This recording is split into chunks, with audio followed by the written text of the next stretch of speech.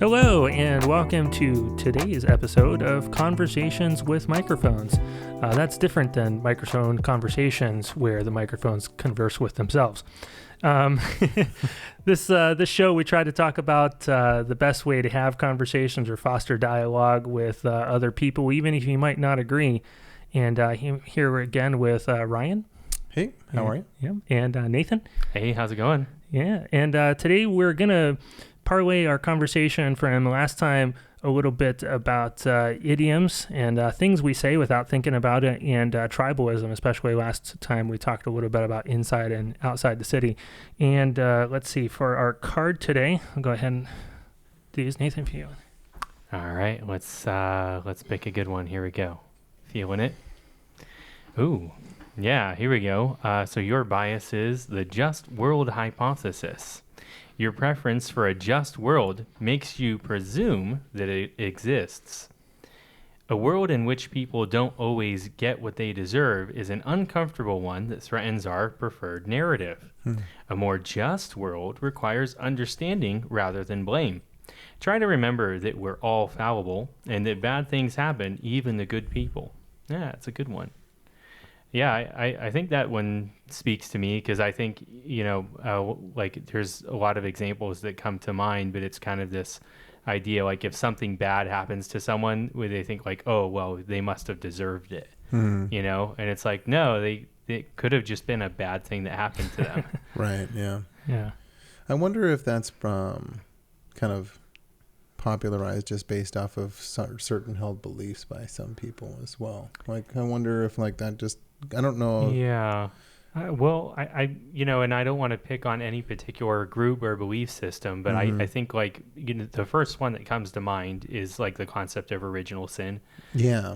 Like, and so like also kind of, that there's an ultimate sense of justice where, the bad people are punished in this life or the next, and, and that kind of thing. So, yeah, because I mean, that was kind of what I'm thinking. Like, if I look at the actual bias, it seems like as if it would almost be one that would have to be taught a little bit.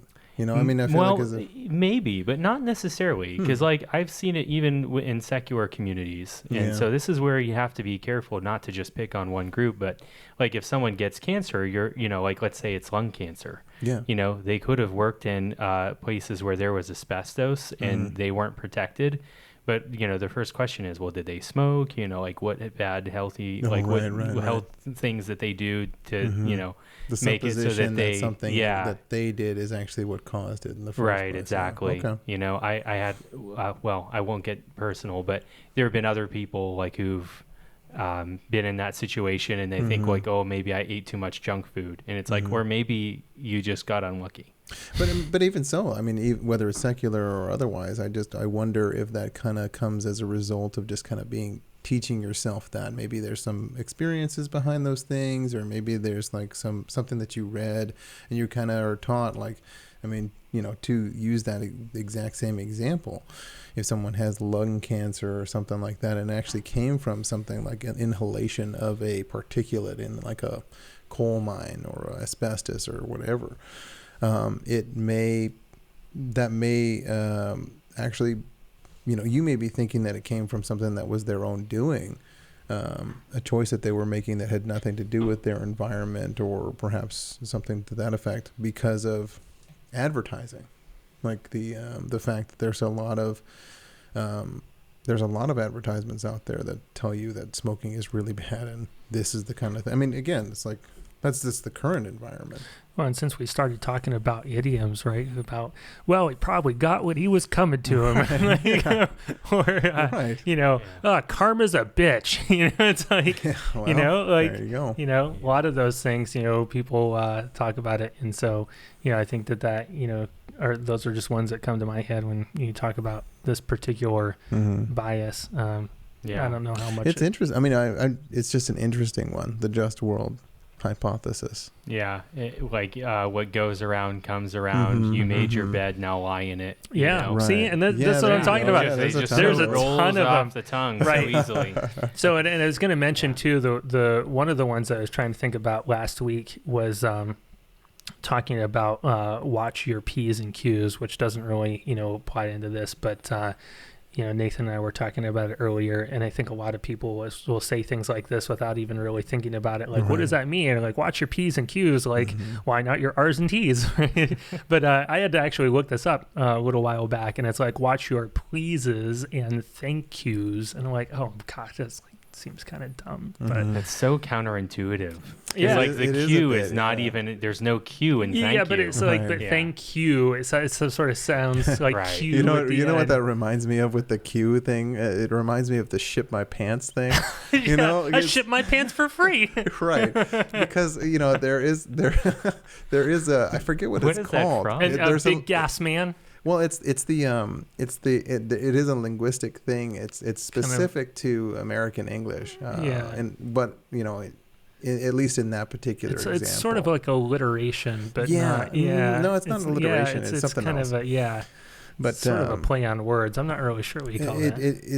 I think it has something to do with the fact that whenever you put the two words together, for some reason in American English, you just kind of have this like ship my, like you kind of don't really pronounce the P as well. And I forget what it's called. I remember that there was this whole video. Okay, you can look it up later. It's something in the ballpark of like a homophone and a malapropism. Oh, there you go. Because like a malapropism is like when you say like, oh, hey, is this micrometer working? Right. And when you mean to say microphone, it's like inadvertently funny. So, but like in this case, you're talking about something where it's done intentionally, and I have no idea what the word for that would be. Ship my pants for free. Was that an ad? It was an ad. Yeah, exactly. Oh, that's hysterical. It's so like, funny. Billy, you can ship your pants. Well, I can ship my pants. Like, yeah, you can ship your pants for free. And like, they did the whole thing too. I think it was for IKEA or something like that. No, I think it was Target. Target? No, we're gonna have to look this up now because the other one was off-brand for Target. No, because the other one was Big Gas Man. Okay. Oh yeah, for sure. Yeah, exactly. It was a Kmart commercial. Kmart? Is that Target? Okay. Yeah, it's close. Yeah, exactly. Kmart's clearly past the point of caring. So, I mean, it's just like, all right. They can do whatever they want. And for any of you Kmart shoppers out there, I didn't mean to offend you. Yeah, exactly. There's a blue light special tomorrow. That's right. And if you check in aisle 5. Yeah, it is an American English thing. I for some reason it's a very funny thing that just happens. Well, and I mean now we talked about Kmart and Target. It's like Coke versus Pepsi, right? Which leads us to the other topic that we were kind of talking about is a little bit of the tribalism, so we can branch into that too, which I think there's just kind of bringing up those two brands. It's funny how so many times there's just like two big ones, Ford versus Chevy, Coke versus Pepsi, and red versus blue. That video, the ship my pants thing is 7 years old. Yeah. Dear God. Dear God, what have you done? Yeah. Oh man, it's so funny. Clearly memorable though. No, it really is. Oh man. And I know that's really relevant for this conversation, but it's pretty funny. Yeah, it sounds like an SNL skit. But yeah. They did a good job. Yeah, for sure. The power of advertising. Yeah. No, we were talking about advertising and memes last time too. Yeah. I mean, 7 years ago, how well is that stuck? But I mean, like that's the other thing is about some of the things that we say, like watch your P's and Q's. It gets stuck to where people say it to the point that we don't even know what it means anymore. Right. It's just, it's something that people keep saying. Yeah. Over time, it gets divorced from its original context, but people keep saying it. Oh, yeah. It's like we've talked about this before, too, the whole idea of TLAs, three-letter acronyms, the three-letter acronym, Yeah. I mean, have you never heard that before? Well, I love how it is what it actually says. Oh, it's very meta. Yeah, exactly. Yeah. I love that. But yeah, TLAs have become its own thing. And the thing is like, if you make up a good TLA for somebody, then it doesn't even matter what it stands for anymore. Everybody just loves a good three-letter acronym. So it's like, oh, yeah, STA. Oh, yeah, we're going to do more of that. Like, what does STA stand for? I have no idea. It's just you're gonna find something to fit the three. Exactly. Get with the program, man. There's another one. You get with the yeah. program. What Exactly. Yeah. I remember being. I in wonder a- what that actually means as well. Like getting with the program. What does that mean? And where does that Yeah. come from?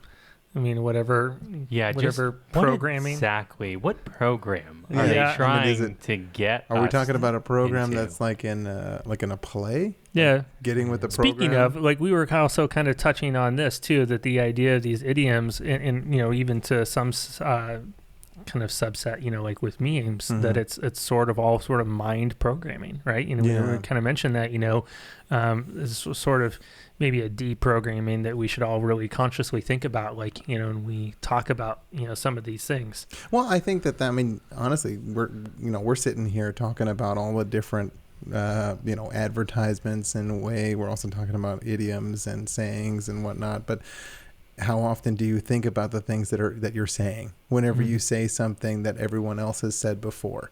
It kind of becomes, it's really easy to just continue to say the things that you repeatedly hear. Yeah. And I think that, that definitely contributes, I think, to the tribalism that we were talking about before as well. I mean, you're kicking off the episode here with respect to kind of that city and growing apart from that city. And we're moving outside of the city to find other people because we didn't like the thoughts that were here and what they were saying. And now we're moving farther away, and we just continue to go out of this, branching out kind of out of the circle here. It's very, I think it's very poignant. Like you do want to kind of hear sometimes the things that you want to hear. And I think that's kind of what ultimately starts to contribute to the tribalism. The sayings, the repeatedly stated facts, if you will. I mean, that concept of saying the same thing and being like on the same page with somebody and not really questioning what you're actually hearing or perhaps even spouting. Right. And I think that's what's really interesting, even in the context of this conversation right now. I mean, just again, me saying an idiom, and this is what I was looking for, right? Get with the program. Get with the program. And because we're talking about it in the context of idioms and things that we say without thinking, you were able to say like, oh, there's another one. Like, yes, exactly. And that's what I love to do as much as I can on a daily basis, is try to catch myself, like just I was kind of mentioning, I heard the term, that there's always another way to skin a cat. Like, well, no. I mean, I don't want to skin to skin a cat. I mean, I like cats. Cats are cool. Like, that's right. But it's like, where's that stuff come from, and how much are you actually thinking about the things that you say on a day-to-day basis, So. Well, and, it's interesting too. I think you were talking about there are some out there as well that have some very negative connotations as well presently. And some of them seem relatively innocuous, at least on the surface. That could be a very difficult thing to kind of get around as well. How do you know if you don't question it? Right. Yeah, exactly. I mean, some of these like literally have to say like, where did that come from? And it's not until I look it up. I'm like, interesting. I never knew that. Yeah. And sometimes, people will tell you like, oh, that phrase has a bad past, but we've just been, using it for so long that you start to say like, okay, I can't imagine skinning a cat is a good one. I mean, but where does it come from? Could actually come from literally skinning a cat. Who knows? I mean, we could look that up. And I mean, maybe at one point this was something that people were doing as common practice. But what was the one here? Like maybe for leopard skins or something like that. Like, I don't know. I have no idea. Who knows? I'm actually looking into this as well. You're looking into one here on. Yeah, they get with the program. What is that one? It doesn't really give a good thing. It just kind of defines it. To follow the rules, do what you're supposed to do. Used to tell somebody they should change their attitude and do what they're supposed to do. But I could try to find like an etymology, but. It so far as I can tell, just skimming through a message board here, it looks like it may have come from the military. So like a planned course of action or an approved course of action. No, really? That would be surprising. That would actually get make with a lot the of program. sense. Yeah. I'm looking at the one on the, it looks like there's grammarist.com for this more than one way to skin a cat here. Okay. And it was saying that the oldest known use of the phrase actually dates back to 1854. Oh, wow. In the work Way Down East, or Portrayer of Portraitures of Yankee Life by Seba Smith. And then it says like something, however, there's more than one way to skin a cat has its root in older similar phrases such as there are more ways to kill a cat than choking it with cream. Oh, jeez. Found in the 1830s. Good and Lord. it seems that originally the animal in question was a dog. As a 17th century proverb is, there are more ways to kill a dog than hanging. It's Okay. exactly what I'm talking about. I mean, like, and I have to wonder, like, you know, I mean, I sure hope that this isn't just something unique to me. I sure hope that I'm not the only person that stops and like, hold on a second. You know what? Right. What is this thing that I am saying? Like, I just repeat without thinking about it because I heard it from somebody else. And I'm like, how many things are there like that in our language? I mean, like, you probably have a whole dictionary of idioms. Yeah. Well, there are. I mean, but in fact, I think you were looking at idioms.dictionary.com or something like that. Oh, yeah, maybe. I don't know. But yeah, I just, you know, all kidding aside, and you know, the levity of looking up idioms is kind of nice and fun. But one of the flip side of that is that, you know, something that you may not be knowledgeable about with respect to repeating an idiom of like getting with the program or skinning a cat or any of those things. The real problem kind of becomes whenever your normal everyday language has nothing to do with idioms or just little sayings here and there. It's you're repeating something that maybe is something on an article, a phrase, an idea, a set of yeah. facts. And I think that kind of relates to what we were talking to Right. with some of the tribalism and, you know, Yeah. sort of, you know, ideologies, if you will. And it the other thing, contributes to that too. Right. I mean, you can absolutely have something where it's just you just continue to hear it and somebody else says it, Yeah. and then you read it again. And it's well, just, because one of the ones sure. that we were talking about a little bit earlier that we were kind of saying to kick this off too is we were getting tired of the whole both sides. Yeah. See, look at, okay, so Nathan beat up on the mic last week. my bad. Everybody's got to take a turn. That's right. No, so I mean, like we were talking about how the whole both sides thing is really egregious, right? I mean, and I personally, I mean, I kind of mentioned this last time that I really dislike the whole both sides, especially because it implies, you know, by saying both sides, I think of like offense, you know, and there's people on one side of it and people on the other side. And it totally invalidates the idea that there is a mix, because there's no person that is like, oh, I draw the line right here and I agree with everything on this side of the line, and this other person agrees with everything on this side of the line, and never the twain shall meet, you know. And I don't think that's true. Yeah. I think that that's one way of looking at it. I think that another way is probably the two sides to the same coin kind of deal, which is also, you know, another idiom. Yeah, it is. Yeah. But I mean, at least in that regard, it's fairly physical. Yeah, I mean, that one's pretty easy to see. Yeah. So but I think that the whole both sides thing usually implies a negative context, not the unification of a same coin, but actually like, let's look at the both sides of this argument. Let's look at both sides of this statement. And I, you know, sometimes I think we get into I think we get into a bit of a kind of begging the question of, is there another side? And I think that kind of comes up a lot lately, where somebody's trying to find another side to anything, assuming that there is another side now at this point. Yeah, I you know, what's interesting about that is there is a long and rich history of dichotomous thinking. And dichotomous meaning like it's either this or it's that. Right, yeah. And so there's a lot of dualism in how human beings think, even how we structure our conception of the human brain. There's the left side and the right side. There's your thoughts and your feelings. You know, there's good and evil, and you can just go on and on and on. So I think we tend to phrase a lot of those disagreements in that way. And it really begs the question in some ways, because you look at some of those dichotomous ways of thinking that go back thousands of years. Like one idiom or one idiomatic expression is take it with a grain of salt. And I looked this up one time, it's literally thousands of years old and predates the English language.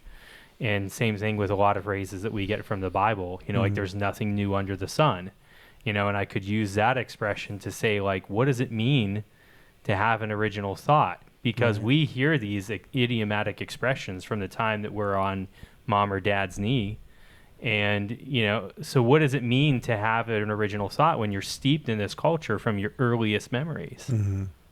Do you remember what taking it with a grain of salt meant? Yeah, actually, it was like when you would mix like an old potion or like an old remedy, you would take whatever that remedy is with a grain of salt. Like it was some kind of like basically like a kind of a magical potion or a magical thinking kind of thing. So yeah, I'm in the ballpark. I'd have to look it up to know exactly what it means, but it's literally thousands of years old. Yeah. Well, I mean, salt is one of the oldest things that people find over. Yeah, for sure. That's right. Yeah. Salt of the earth. Yeah, exactly. That's another one. Yeah, exactly. A lot of them on salt. No, it's really funny. I mean, I'm sure that there's got to be hundreds, maybe even thousands of them, even in the English language. And I mean, they're just on and on and on. But like you say, I mean, I think that the important point when we talk about, some of this, especially in the context of some of the things that we were mentioning, is that, some of these idioms are completely harmless. I mean, take it with a grain of salt. Okay. I mean, it's just kind of like as a sort of a moral thing, like, I mean, not even moral, but just sort of like one of those sort of teachings that people pass down, like, oh, Billy, you just got to take your knocks sometimes, like trying to sort of coach people through things, and just sort of saying like, hey, this is just something that everybody's got to deal with. Right. But I think one of the things that is a lot more insidious is when we start repeating, maybe facts or information that we are exposed to that aren't maybe are of questionable nature. Facts. Even the idea of a fact. I think we kind of touched on this previously. Can be subject to debate. Sometimes, it's hard to know even what to call facts sometimes when you start to question, okay, well, what is the nature of knowledge, right? And so you can say, oh, okay, well, I have a fact, but then you say, oh, well, how do I know how true that is? And let's look into it a little bit more. And so that's where, when we just start repeating some of these things, it can start to say, well, you can erode trust with people, because if that person starts to look into something and says, okay, well, I looked up this thing that you were saying, we were talking to about like, urban myths and so forth. And so, you look some of these things up, or if you consult multiple sources and you say, no, don't think so, Right. It's funny. I for some strange reason, I'm just reminded of the Music Man. I don't know if you're familiar with the play or the music. I mean, I know of it, but I'm not familiar with it. It's funny to me because in the he essentially is in the business of selling a band, and specifically he's in the business of selling boy band, but but the idea is that he goes into a town and creates an issue that can be solved by having a boys band for the town. And then he just convinces them all to order these very expensive instruments for all of these kids. And then he pretends to be a conductor of music by using this thought system for how to like learn to play your instrument. And then he goes straight from there into basically jumping out of town after he collects money from everybody. Okay. So the thought, I don't know why it jumped in my mind, but it reminds me of kind of the idea that questioning truth. Like sometimes somebody might just be selling you snake oil a bit. Yeah. And because it's said repeatedly and possibly even convincingly, maybe you start to believe, oh, well, maybe I should have that. Maybe that would solve my problem. Maybe this really is an issue. Yeah. Before that, you didn't actually look into it. And there's always the counter argument. Maybe somebody coming in isn't necessarily selling you a batch of bad goods or something. Maybe they are coming in and saying, hey, you're blind to this. Like there's always that cognitive bias, like, or wherever you're, sorry, not that, but where you don't necessarily know that you have a bias until it's pointed out to you and you can actually kind of see examples of it. I guess the question that's forming in my mind right now is like, when does the good idiomatic expression on mom and dad's knee, or the teaching, like, hey, take your licks, Billy, suck it up, or whatever, these good moral teachings that are baked into the culture, when does that ebb into something that becomes insidious? Because one example that I can think of, and might sound like I'm criticizing the industry, and not necessarily, although no industry is perfect, but there are examples in the real world of the Music Man where you sell a problem and then you sell the solution. Right. It's a solution looking for a problem. Yeah, exactly. Like we see this with pharmaceuticals. Sometimes people invest a lot of money into R&D, and they come up with a drug and they just try things, and then it's like, oh, well, hey, this is perfect for this, insert a diagnosis. And then all of a sudden you see in the psychological and psychiatric community that the rise of that diagnosis goes up, 5-fold, 10-fold, because now there's a drug for it. So now you need a diagnosis to match the solution. Right. So, but if you were to say across the board, all drugs are bad all the time, like, well, that would not be a good solution just because know that happens. So I wonder if we could apply the same principle to the idioms. Like, when is it good and just a part of the culture, and when does it become insidious? I think it's insidious when you are not sure of the things you're saying yourself. So, and that's kind of the point that I'm trying to get to is, me saying a phrase or using an idiom is not a bad thing in my mind. It's a bad thing when I don't know what it is that I'm even saying. Like when I'm not sure of it, when I haven't really investigated myself, like what it means. I'm just kind of repeating it, and that happens a lot with other things that we hear, people will refer to them often as talking points, like that's another one, that person's just repeating talking points. Like, oh, well, what does that even mean? Right. Well, I mean, I kind of think it means like, okay, that's something that someone else has sort of put together as propaganda or things to say.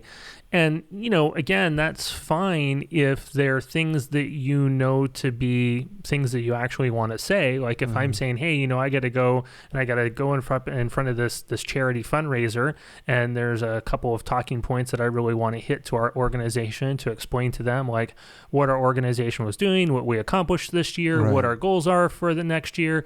Those are all fine and good. And I would accept that, or expect rather, that, if I'm a person in this organization that is in some prominence, that I'm delivering this speech, that I'm in a position to verify that these things are the correct things that I want to say and convey to my audience.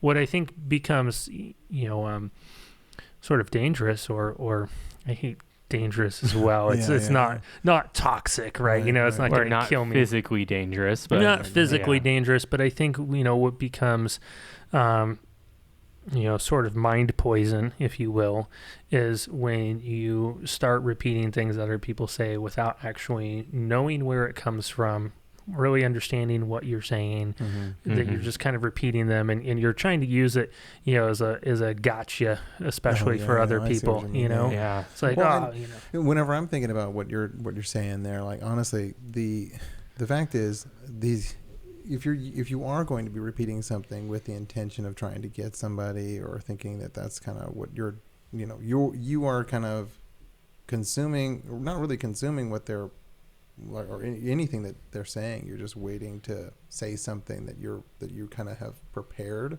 or I think that's kind of the insidious nature that you're referring to in my mind. Like you've kind of avoided the thought process associated with a conversation.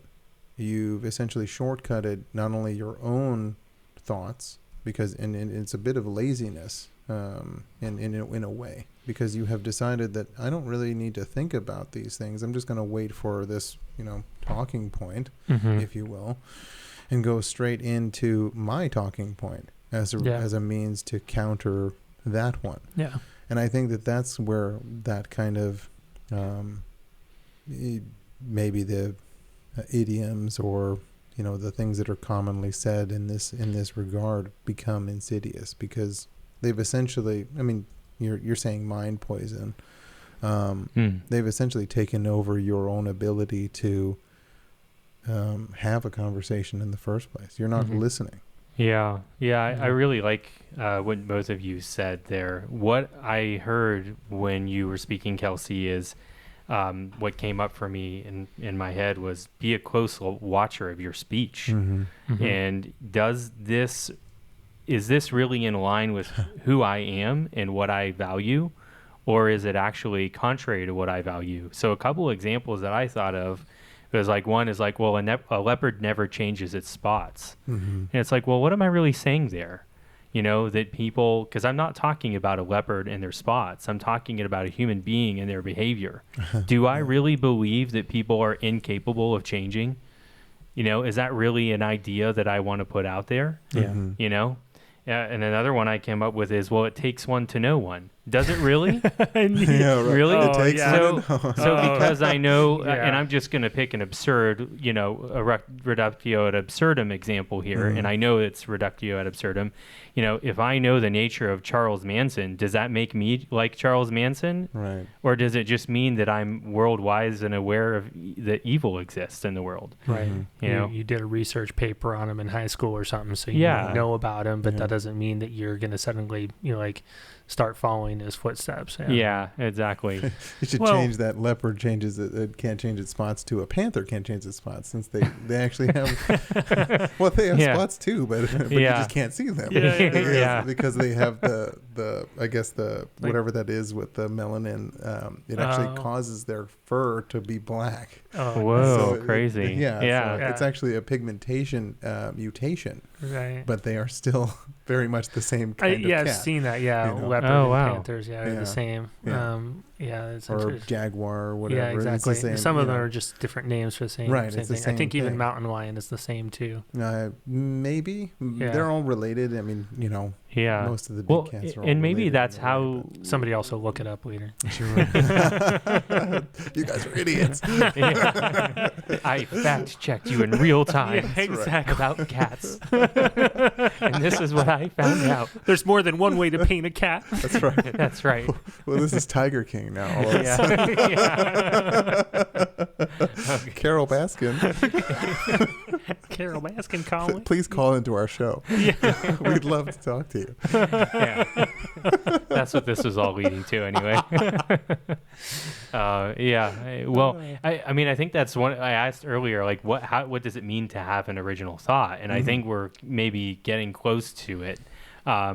Because maybe you have so many ingredients in the world and in the world of your language and culture, but you're actually taking something that someone else has said and you've just adopted it automatically. Right. Yeah. And you're saying, well, hey, maybe the phrase shouldn't be this. Maybe it should be something else. And then you say, well, hey, a panther never changes its spots. And then it's like throwing a monkey wrench in the spokes. Like, you're like, what do you mean by that? Like, it gets people to then, like, once you've re-examined something, it gets other people to re-examine what they're thinking and saying as well. I hate to use the example that we all know about, but the black swan thing. Honestly, I mean, as a way of explaining something you can't explain. Right. But it is kind of one of those things where I think the good thing about that particular example is that it is in its essence is trying to get you to think, okay, if you never saw this, you would have thought that every single one of them looked like this. And so there really is kind of it's not a bad, it's not a bad example. It's overused at this point, but it is kind of still a good thing to think about. Having a healthy sense of skepticism still. Like just because you've only ever seen this doesn't mean that something else outside of your perceived reality does not exist. Yeah. Seems to be a recurring theme that we bring up too. And I think that really is a basis for a lot of this is, and maybe there's a different way of putting it, but, I think we talk about just even questioning, Yeah. Right. I think that's kind of a theme that we think of a lot with some of these things is, question everything. I mean, that is really a good motto. And I think, certainly a lot of times people will tire of that. It can be a lot of work, and it can sometimes be exhausting to question everything. And it's not like something you have to do all the time, but hey, spend a couple of cycles, spend some times thinking about like, well, why is it that I think that way? Like, where did I get that from? Like, maybe I should reevaluate that. Well, and I think that the nuance of your point is actually not necessarily questioning everything. You're not looking and saying, "Is that still a shoe today? Sky blue?" Yeah, exactly. Is that still a stove? If I turn it to on, is it still turned on? Well, exactly. It's like you're actually talking about things that are more like your own biases and checking yourself. Yeah, for sure. Yeah, not literally everything. That would be tough. But yeah, I mean, like we've talked about before how, I mean, I acknowledge, we're all biased individuals. And I mean, some people will mention, unconscious bias. Like, well, what if I'm perfectly conscious of my biases? What about that? And, I mean, some of them you're going to have, and that's not necessarily a bad thing. And I mean, because we all have a certain way of thinking. We talked about, the bias today with the card we drew, and it's like, yeah, there is a certain amount of thinking that you'd like to think that, yeah, there is justice in the world, and like that is a bias. It's not necessarily a bad one. I mean, you're, that's assuming a good thing, and it's like, I might do that sometimes, and I'm okay with it. I'm kind of comfortable with the idea that, I might believe that there is some sort of justice that goes on. Now, should I let that get in the way of a sort of assumption about what effects or what events are going to happen? Well, maybe not. I can recognize that, maybe one thing doesn't logically connect, and I could acknowledge that. But at the same time, it's like we do sort of have our beliefs, and we may cling to them, and, we just have to re-examine them sometimes. Yeah, or at least we should. Because I mean, I'm sure that both of you have come across people that might have said something along the lines of, "Well, I understand what you're saying, but that's not what I believe." And I think that is, they've essentially stated now, well, they're not really looking at it from a perspective of what you're telling them from your perspective. They are looking at it from their belief system. Yeah, and in epistemological terms, which epistemology is how do you know what you know, the fancy word for that is being doxastically closed. Which means that's a big word. I know. Well, and I'm trying to avoid the 50-cent words here, but like, that was a $50 word. Yeah. Wait, can you spell that, please? Oh my gosh. Yeah, I'm gonna need a jingle like Mickey Mouse, MICKEY, to remember how to spell. But basically, when you approach again, the technical term is an interlocutor, or someone that you're conversing with, or having a Socratic critical thinking exchange with. So doxastically closed just means like they're just in a loop, and they can't. They are demonstrating unwillingness to examine or have any self-reflection about what the conversation is. That can be hard to, I mean, at that point you are essentially talking to somebody that is in a loop. So I think that there's a point behind that sometimes whenever you're talking to one person that is stuck in that loop, you may not necessarily be talking for their benefit anymore. If you're around other people, you might actually be talking for the benefit of the people that are not stuck in that loop.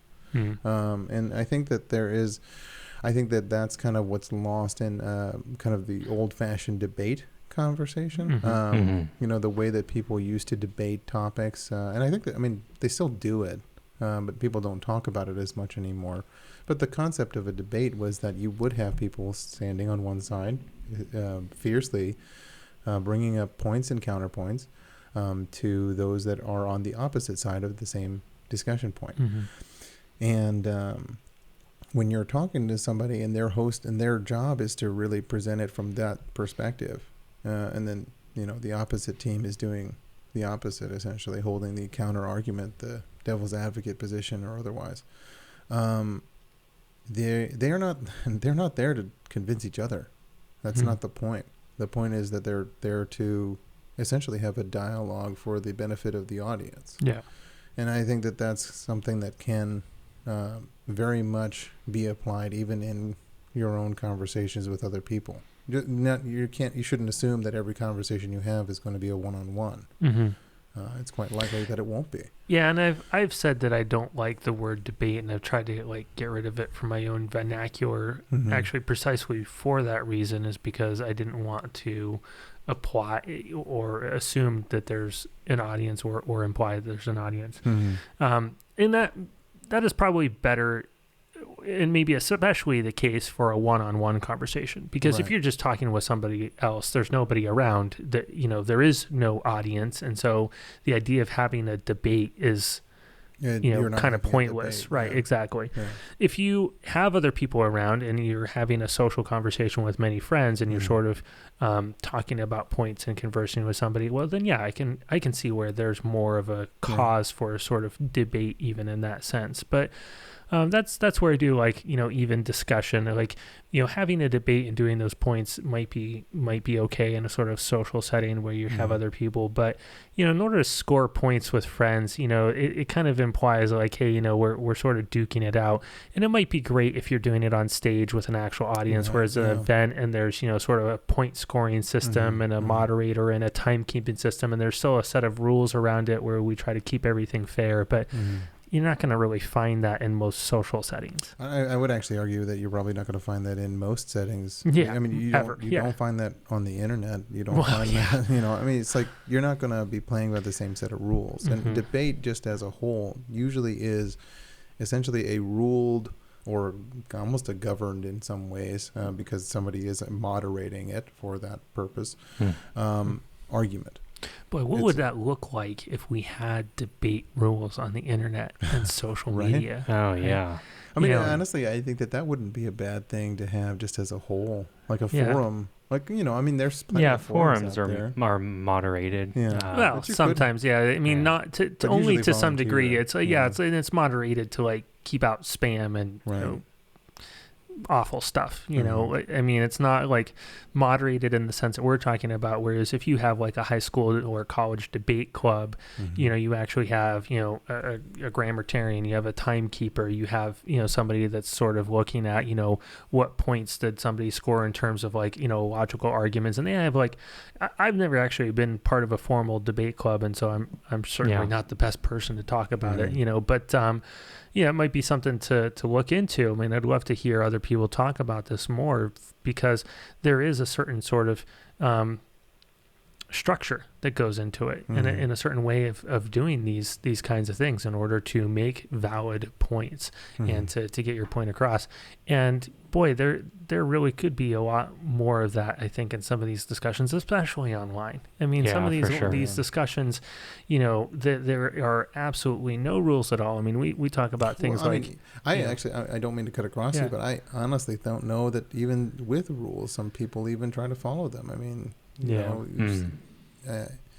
I know that from a timing standpoint, we just witnessed different debates that have actually been televised, and it's Mhm. not like as if we saw something that was actually anyone was really paying attention to the moderator. Mhm. I mean, Hmm. I think that there's a lack of decorum, I think, right now with Mhm. respect to following the rules. And I think that there is kind of this concept that following the rules puts you at a disadvantage for some reason because you're not able to get your points across somehow. I do think that seems to be kind of the sympathy card that's played a lot. But I in my mind, I think that there's a way, I think that I disagree with that, not necessarily in totality, because I certainly agree that some rules that have been there in the past to prevent people from being able to express their opinions. So But- there is something interesting, I think, in what you're saying, and I do want to return back to the debate thing. Mhm. Like even with politics or even like court cases, we're used to there being exactly two sides Right. that go back and forth. And debates can have multiple, you can have 4, 5, 6 positions in which people are providing different feedbacks. So I think that's one thing to keep in mind to kind of get away from the both sides bit. Yeah. The other thing I wanted to return to on the conversation of biases is that some of these biases has helped us survive as a species and as also as individuals. So like optimism bias, like that can get you into a lot of trouble, but a lot of times having that optimism bias can help you kind of, fake it till you make it or take a leap of faith that's actually productive. But then if you over-index on it, it could be just whistling past the graveyard. So I think, that's why another one. Yeah, exactly. That's why you have to, I think you threw in like fake at it least to the make it. Yeah, exactly. Past the graveyard. Like, we just need to have one of those little quick like counters every time. Exactly. Step counter or something. Exactly. But one of the final thing that's interesting, I think that a lot of people don't like that kind of balanced decorum debate thing for the reason, and I think advertising plays at least some part in this. One of I can't remember which study, I'd like to pull it up at some point, but they actually looked at they looked at research papers written by students, and the ones that more like balanced and covered the different aspects of the thing and were actually more balanced in terms of the research, they found those less persuasive than someone who just vociferously argued for one point and hammered it home. And so, when you see an ad, like they're not trying to get you to really think about what's the healthiest choice for you. Like, no, it's like, here, buy our product.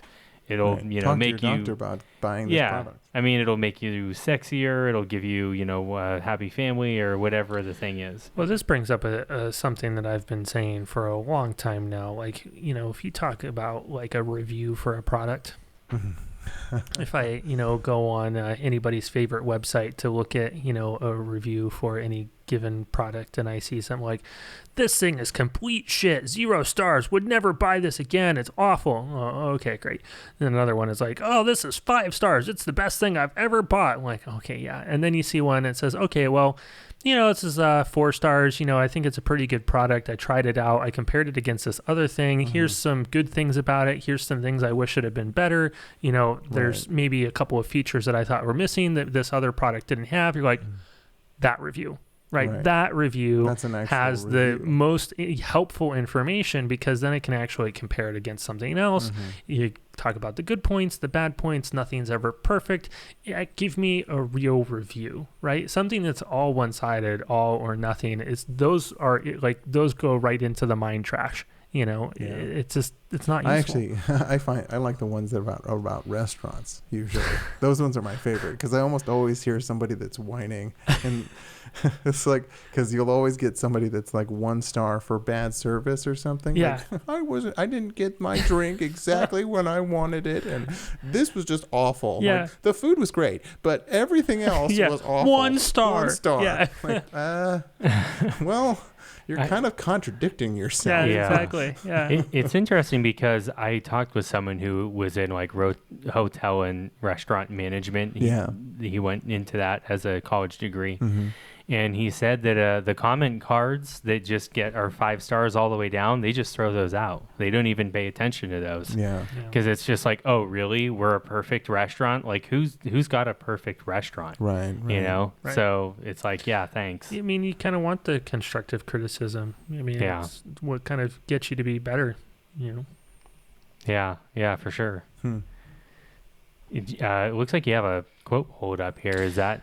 Yeah, I was, thinking about this earlier, something that Ryan said, I think of the Fight Club quote when I forget it was now exactly what you're saying, but it made me think of this quote, and the first part of it is not so much, but it was when she was saying, when people think you're dying, they really, really listen to you instead of just waiting for their turn to speak. And that's the part of the quote that always sticks in my mind. It's like when somebody really listens to you instead of just waiting for their turn to speak.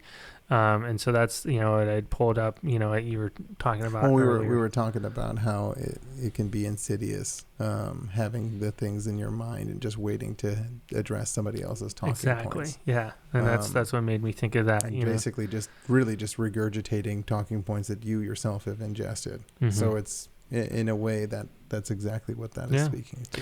Well, there you go. I mean, I think that's actually a perfect cap for it. It's really kind of think about what you're saying, and I think listening is actually a really great thing there too. Is really listening and digesting what other people are saying and processing it, not just kind of trying to machine gun something back out, as a talking point, to use the phrase, back out at somebody. Really think about what other people are saying, consider it, and then see if you can develop, maybe it's not even a 100% original thought. I mean, you can use idioms and kind of, say some of those things. Just be aware of what you're saying. Maybe you string a couple of idioms together in a new way that somebody hasn't thought of before, or, change it, like you say, with your leopard, Black Panther. Yeah. Exactly. Yeah. So, awesome. Yeah. Cool, guys. Yeah. Thank you so much for this conversation. Yeah. And, we'll take it back up next time. All right. Yeah. Next time. Talk Thanks. later. All right, thanks, guys. Bye.